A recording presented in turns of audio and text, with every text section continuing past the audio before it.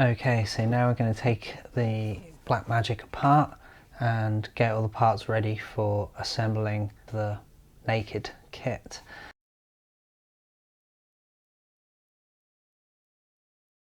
I find that using the right tools for the right job is always the way to go. So I picked myself up one of these kits. It comes with a nice magnetic mat for putting your bolts on so they don't go flying, and all the bits you could possibly need for taking any electronics apart, and got all the perfect bits for taking the Blackmagic apart today. Nice driver, and comes with various plastic prying tools, which are just what we need for taking this apart.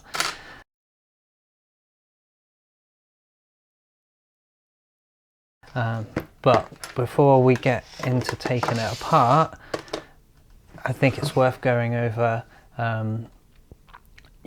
what I do with the camera before taking it apart. One of the issues with the Blackmagic is that on the latest firmware, the camera doesn't work unless you plug the screen in. And for the naked setup, we want to run it without the screen. So the first thing you're going to want to do is make sure that it's on firmware version 6.9.1 or anything below version 7. If your camera is brand new and it came with 7.3, then you're not going to be able to do this mod to it.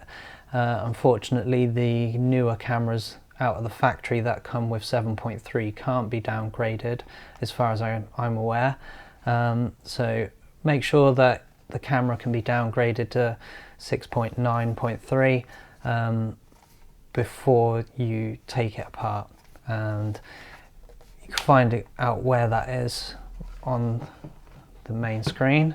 So if you go into the menu and the setup screen, you can see here I'm on version 6.9.1, so make sure you're on version 6.9.1. When you first get your camera, I find that the best thing to do is to just do a full factory reset on the camera, so you start it from fresh. I'm not so sure it actually resets all the settings, so yours may look different to this, but let's go through how I set this up. Using a Blackmagic, I find Blackmagic RAW really cool codec, allows you to do a lot of changing of settings and stuff, like the ISO after recording, because it records all the raw data from the sensor, which then can be used to change the ISO and stuff later on, which is really handy. You can change white balance and stuff, so set this to whatever codec you're going to be wanting to use the most. Some people prefer to use ProRes because it's more accepted, but depending on what you're going to be doing with the camera, choose whichever codec suits you. Yeah, so we're just going to go through all the menus. A lot of this is going to be personal preference. I like to record at 30 FPS. 24 is a little bit too choppy for flying fast, slower stuff, but again, this can all be changed using the Bluetooth app after the fact. So the main thing is that codec. You need to change that codec before taking it apart, because you need the screen attached in order for that to change when you use the app. This you need to turn off as well, the stop record if card drops any frames. You're putting it on a drone that's going to be vibrating around a lot, just in case you drop the odd frame here and there. You don't want to come back and have not recorded half the flight. All of this, just leave that as is. Not going to be doing any time lapsing, don't need any LUTs or detail sharpening. Leave all of that turned off. Okay, so moving on to the monitor screen. This is referring to the LCD screen on the back and the HDMI monitor that you can connect, which we will be using in the field. So LCD screen settings don't really matter too much because we're not going to be using the screen, but on the HDMI settings, I like to turn on the zebras and the focus assist, because although this monitor does have built-in focus assist, the focus assist that you get out of the Blackmagic is just way better. It works a lot better. I'm presuming it runs off of the sensor rather than using what's being displayed on the screen at the time. So I like to use the focus assist from the Blackmagic being sent to the HDMI and the Zebras as well. And then on the second screen you want to turn on the status text, because that's going to give you your histogram, your card information, time code, ISO. All your settings will be around the outside, so you don't have to pull your phone out to check what settings they're on and whether you need to make any adjustments. Obviously this isn't gonna work the same as the touchscreen, but at least it displays the same data around the outside, and when you're moving it around, obviously you're getting really good focus assist on your monitor.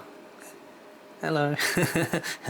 And then I like to set my Zebras to 90%, focus assist level high, and you can choose what color you want. I like the standard red, and you want it on focus peaking colored lines. Audio. Now we're not going to be using the inbuilt cameras, so we're going to change this to 3.5mm jacks, because if you do need audio then you can use the 3.5mm jacks in the back. Don't worry about any of that.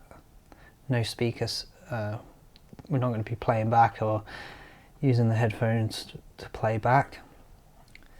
Going into the setup screen, just make sure your date is set correctly, date and time, and you can choose. I know 50 Hz is what I should use in the UK, but it really messes with the shot.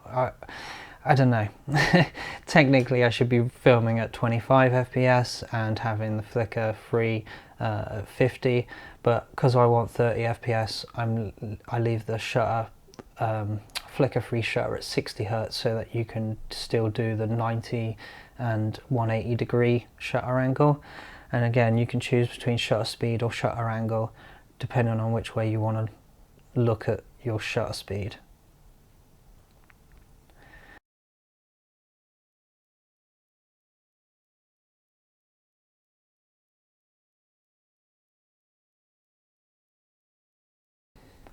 Tally light, obviously we want it on so that we can tell when it's recording or not. LED brightness, find medium is fine, to be honest. You may want to turn it up, but honestly you don't really need to. So Bluetooth, you're going to want to get yourself a Blackmagic camera control app. I'm using the Android version here, which personally I think is better than the iPhone version because it has more functionality. So turn on the Bluetooth. So there you go. You see it's found the device and it's not paired. So you just click on that and the Blackmagic comes up with this code. Pop that in.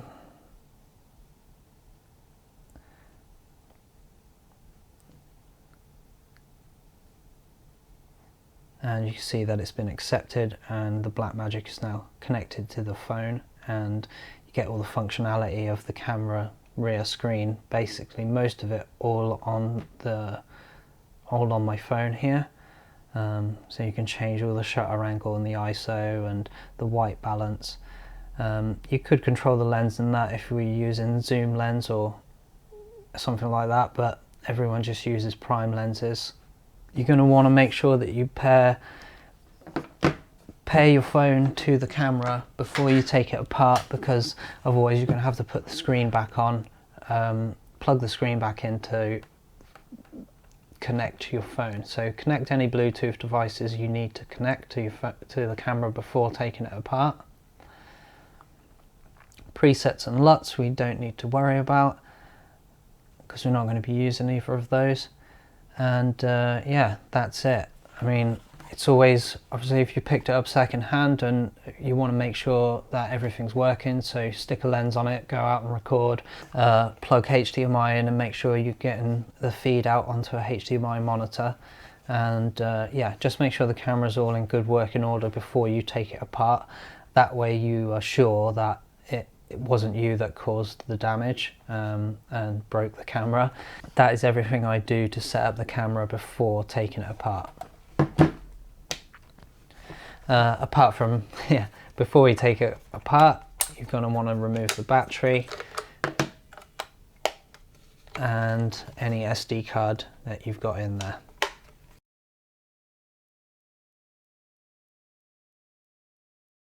Right, now that the Blackmagic is all set up and ready to go, it's time to break it open. First thing we're going to do is remove the sticker from the bottom.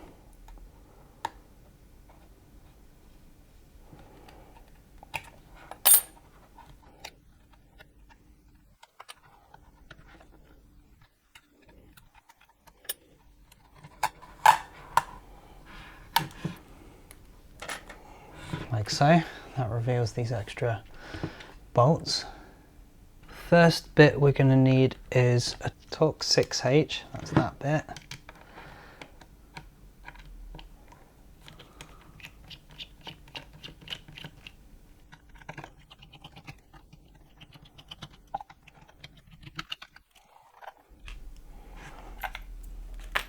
So you start by taking that part out. Now we're going to switch to a Phillips head. It's quite a fine Phillips head. On my kit it's called the 00.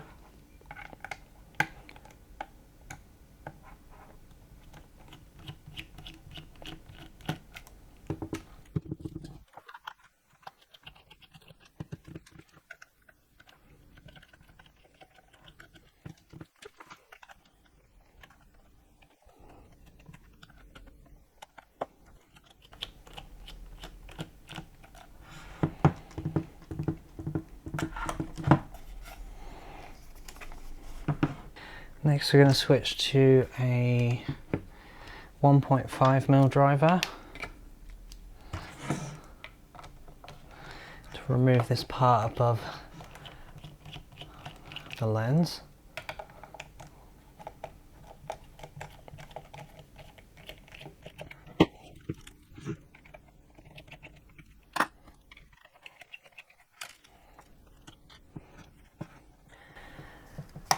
And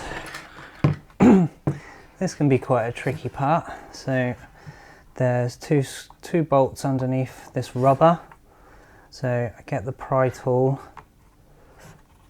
and just run it along the edge here. Try and free it up because it's glued right on there. So you might want to play around with various tools.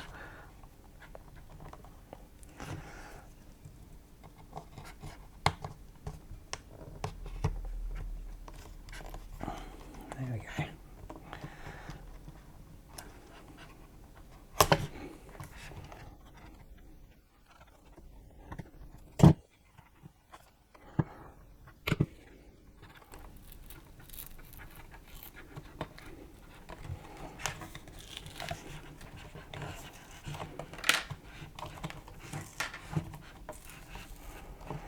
There we go. Now, I'm going to use the Torx bit again. However, my driver gets caught on the plastic, so I have to use this little socket bit. And it allows me to get in these tighter spaces.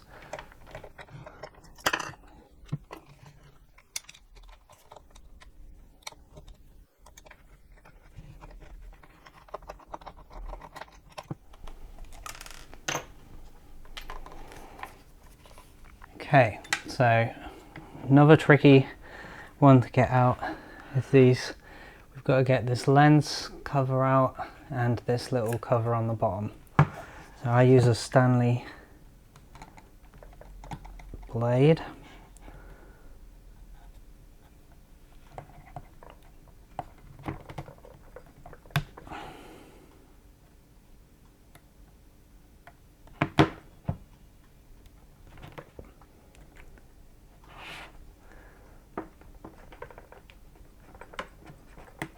try and work it in through one of those gaps, and it eventually frees itself.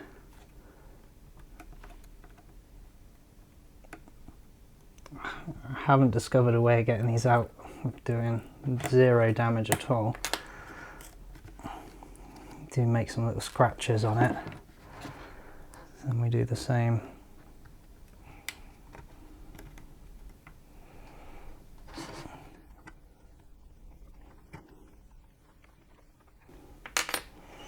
Only in this one, it's this little rubber diffuser for the LED. So you just get something in there and pull that out. So now we've got access to these other two bolts. Using the Torx again, just get that in there.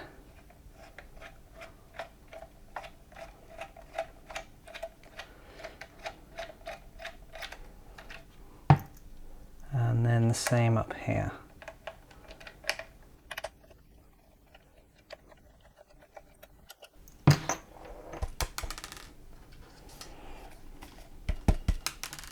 There we go.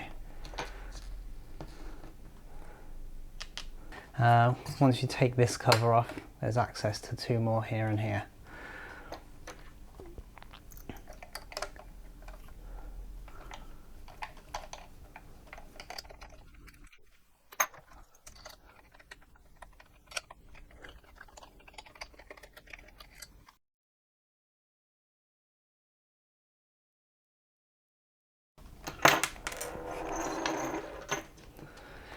There we go.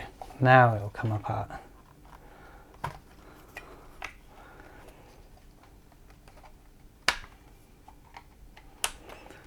So you've got to pry it apart slightly just to release the screen from the main body, and you'll see just here is a little connector inside.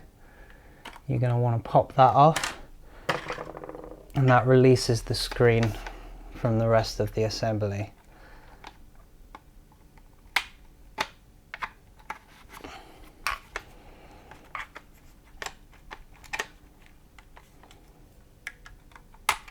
Like so. Now you can see the screen comes away from the rest of it. So put the screen to one side. You shouldn't need that now because you've set it all up already. But in case you do, you're going to want to, I'll do another video on how to remove the screen from this plastic so it's a bit easier to work with.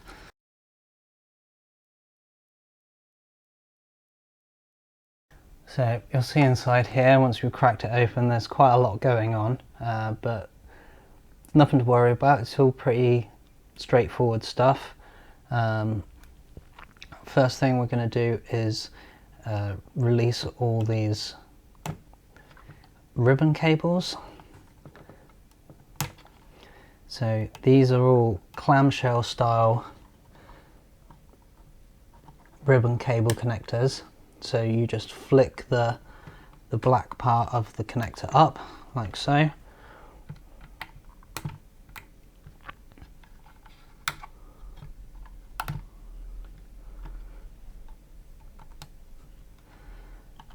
And then you can release the ribbon cables.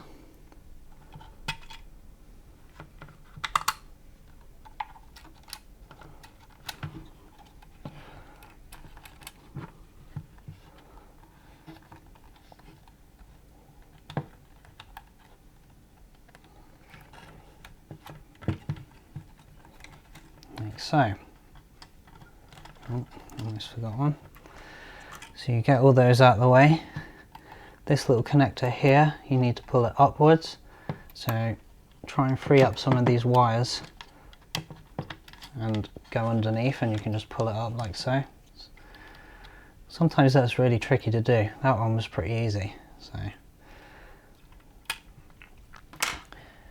next up, we're going to go back to our Phillips head, but it's a little bit, it's not as fine as those other ones. So I'm going to use a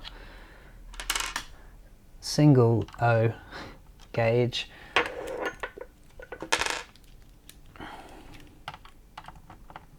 and remove these PCB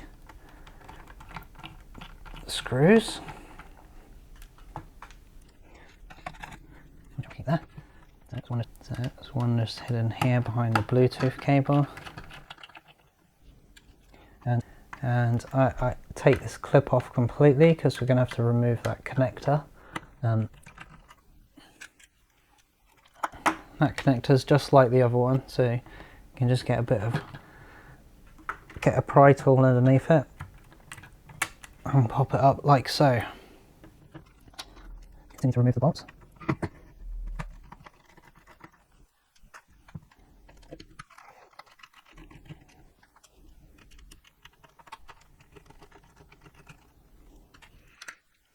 One, two, three, four, five, six. Yeah, so there's 6 bolts all holding the PCB together. This plastic part is also connected to the front of the case, so we're going to have to remove that, and that is using the Torx bit. So just 3 bolts to remove. Probably should have done this earlier, but I do this every time basically.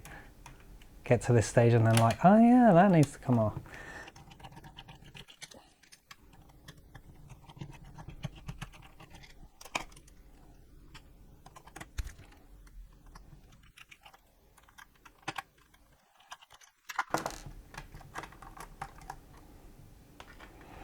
Like so. And then just, you can see it's already pretty loose. On the other side of this PCB is the CPU, and that's connected to the cooling system using a thermal pad, so it's kind of stuck to it. But don't worry, it's not like you're going to pull the CPU off. Just grab the PCB from either side and wiggle it wiggle it like this while pulling up gently, and it will eventually just come free. It's quite hard to do on camera. Now don't hold it by the PCB like this, because once it comes off, this is just going to hit the table. So yeah, just there you go. Just work it, push it up, and then it pops off like so. And yeah, you can see there, this CPU was stuck to this thermal pad. So this is the main PCB of the Blackmagic 4K. That's the important bit. So yeah, put that in a nice clean bag and put it to one side.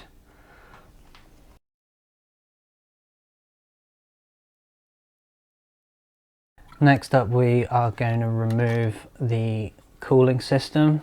So it uses the Torx bit again, and we're going around looking for the black Torx bolts.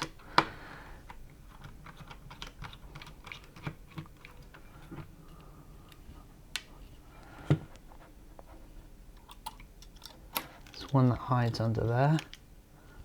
That's actually a Phillips head. There's one down in this corner.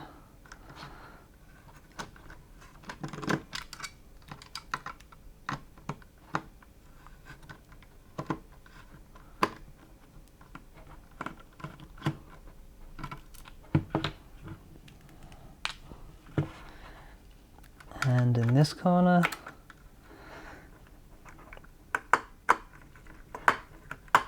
This one is always really hard to get to. Sometimes I even have to remove all this because it's just, I don't want to round it off.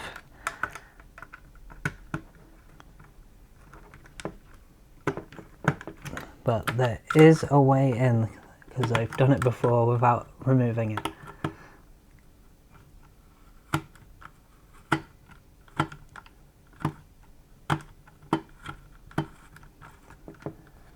So that one, yeah, that one is the most annoying one of this part.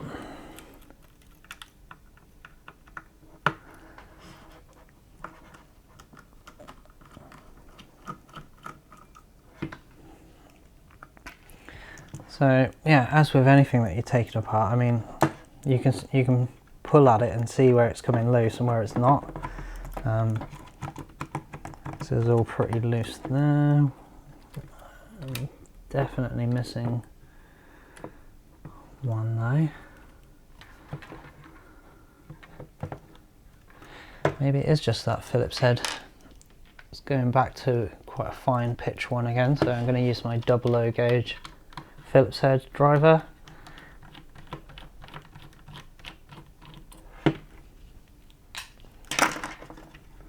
Yeah, that's the last one. Oh, don't forget to unplug this little JST connector there, like so. Don't forget to unplug this one as well, like that.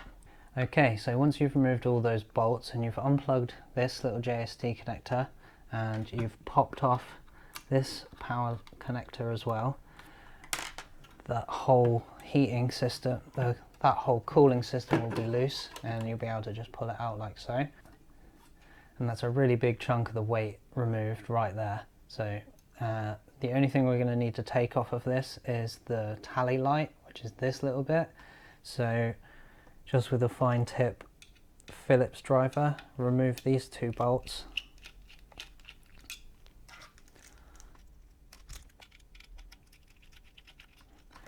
And this little flexible PCB with an LED on it will come free, and put that to one side because we're going to use that later on, and then put that to wherever you want. We're not going to need that again.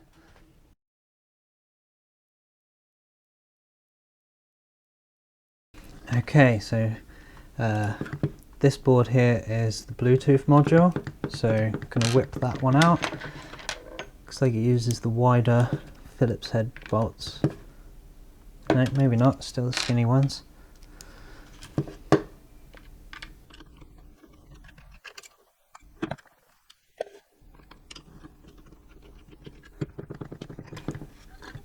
So definitely going to be using that.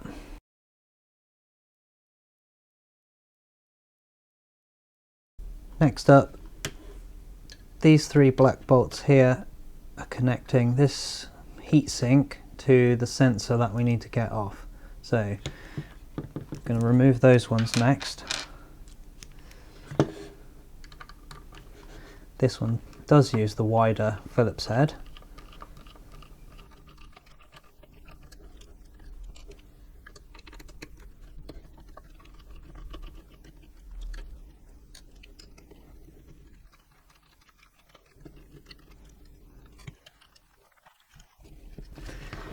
So as I say, this is a heat sink, so it's actually it's got that thermal compound on it again.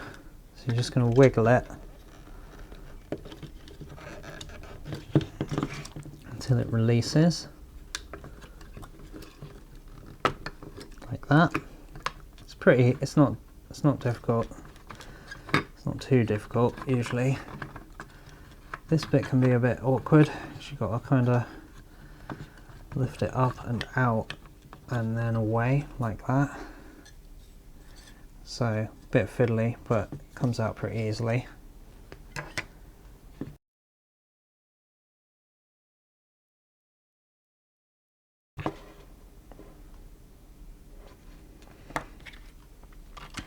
We've got another FPC connector. We'll pop that out. I'm just going to get a bag ready to put that in. So yeah, sensor is obviously the most sensitive part on it, so you could wear gloves at this stage, but realistically you shouldn't really touch the sensor at all. Just get yourself a plastic bag ready. Don't blow in it. And then the sensor literally just comes off like that, just wiggles off. So yeah, all looks nice and clean. I mean, don't mess around with it. Don't touch it, obviously, with your skin.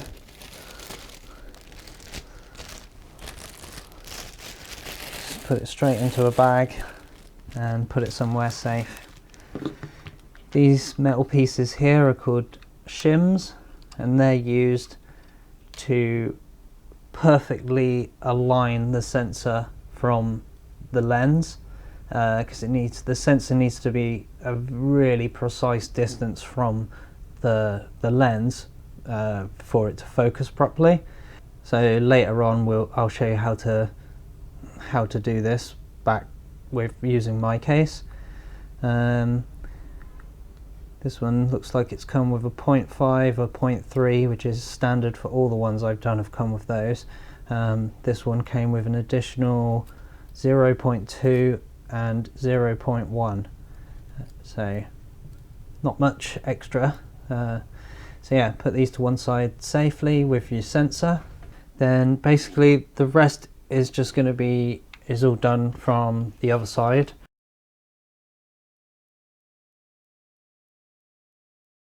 Okay, so now that we've removed the PCB and all the internals, the sensor and all the parts we need to build up the naked Blackmagic, it's time to concentrate on the outside parts and remove all these parts that make up the MFT mount.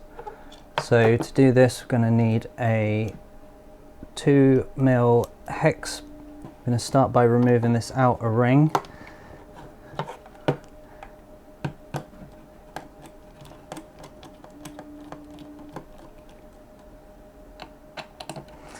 Now just be careful, don't be like me, and be careful to remove these bolts so that they don't fall onto the UV filter. It can get scratched really easily, so you don't want anything to be dropping in there. If you were really paranoid, you could put like a little bit of tissue in there or something, but honestly just be careful and you'll be fine.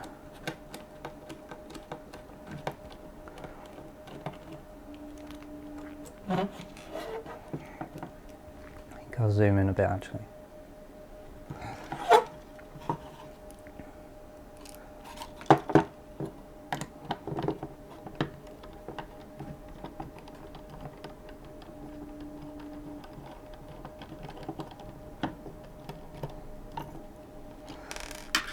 So once we've removed those 4 bolts, you can remove this outer ring, put that to one side. And this acts like a spring for holding your lens in place. So it's quite thin, so be a bit careful with it. Then when you pull this button up, it removes this little bit of plastic.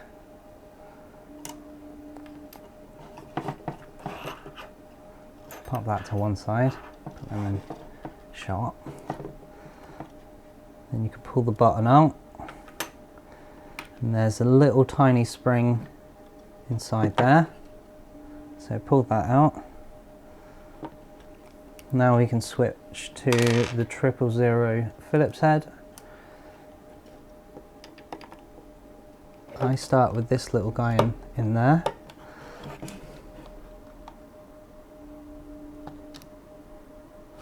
I actually think this 000 is a little bit too fine. I'm going to switch to a 00.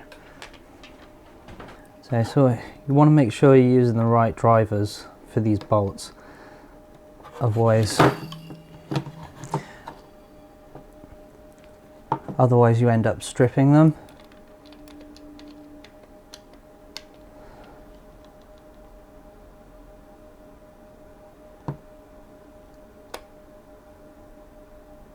This one's really tight in there.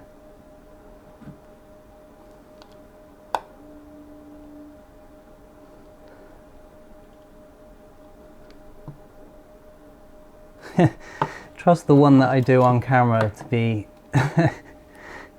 really hard to get off. Normally they're not quite so difficult to get undone.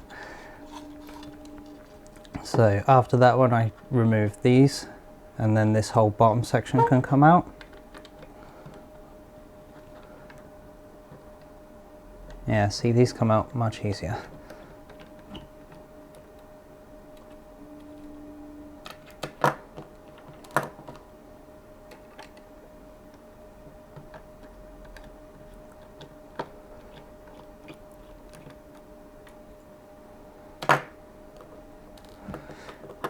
And just be careful not to like touch the glass. You could put a glove on if you needed to. I've got quite little fingers, so I can pinch pinch this and pull it out, and you can see it's connected to this ribbon cable on the other side.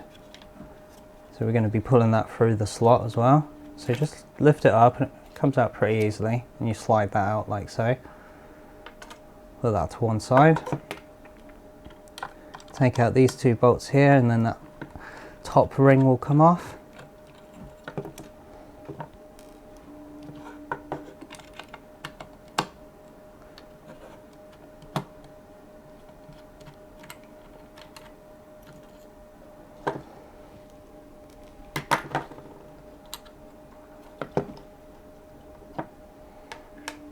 Like so. And now the only thing left in there to take out is the UV filter, which, yeah, you do want to wear it. If it's already dirty and you're going to clean it after you've taken it out, just pop it out with your fingers. But if it's really clean like this one, just pop a glove on. Pop a glove on, push it out, and pop it straight in. Pop it into a bag ready for assembling the sensor case later on. So it comes, you push it out from the inside, like so. It's better if you can catch it. I failed a little bit there. So just pop that in a bag. And we're going to need these parts for later, all of these. So put all these together ready for assembling. Yeah, all these parts here, keep them all together ready for assembling your sensor case a bit later on. Right, well, congratulations if you've made it to the end of this video, and if you've managed to follow along the guide. As you can see, there are a lot of little steps that you have to do to take one of these cameras apart, but luckily none of them are really that difficult. So just set yourself an hour or two to one side and just go at it. Don't be afraid. It's really not that difficult. It just takes a bit of time and patience. Just work your way through the guide, and before you know it, you'll have one of these in pieces, all the parts laid out in front of you, and you'll be ready for my next video, which will be how to put together a naked Blackmagic kit. Yeah, so if you have any questions, leave them in the comment section below, and make sure you subscribe so that you catch the next video. Until then, take it easy. Laters.